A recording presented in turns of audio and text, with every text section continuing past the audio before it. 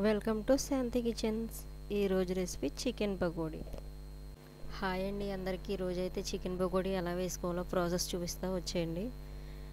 ముందుగా కడిగి పెట్టుకున్న చికెన్లో పసుపు, కొంచెం కారం, అలాగే రుచికి సరిపడగా ఉప్పు, చికెన్ మసాలా,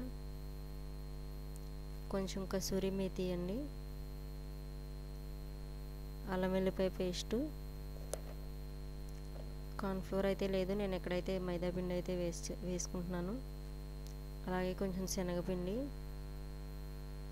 ఒక నిమ్మకాయ బద్ద అయితే రసం పిండుకోవాలండి. ఎగ్ని అయితే మనం లోన ఉన్న వైట్ని వేసుకుంటున్నాం, ఎల్లో దాన్ని వేసుకోవడం లేదు.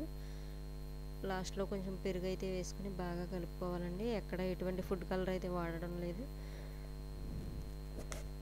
చూపించిన విధంగా మామూలుగా ఇలా అయితే బాగా కలుపుకోవాలండి. మసాలా అంతా ముక్కలకు పట్టేలాగా కలుపుకున్న తర్వాత దీన్ని అయితే ఒక హాఫ్ అన్ అవర్ అయితే ఫ్రిడ్జ్లో పెట్టుకుందాం. మనం ఫ్రిడ్జ్లో పెట్టుకోవడం వల్ల ముక్కలకి బాగా మసాలా అయితే పట్టి రుచిగా ఉంటాయండి. ఇప్పుడు ఇలా తీసుకున్న దాన్ని పొయ్యి మీద ఒక బాండి పెట్టుకుని దాంట్లో ఆయిల్ అయితే వేసుకుని వేడెక్కాక ఇలా పకోడీలా అయితే వేసుకోవాలండి. వేసిన వాటిని బాగా వేగిన తర్వాత ప్లేట్లోకి అయితే సర్వ్ చేసుకుందాం. వేడివేడిగా చికెన్ పకోడీ అయితే రెడీ అయిపోయింది.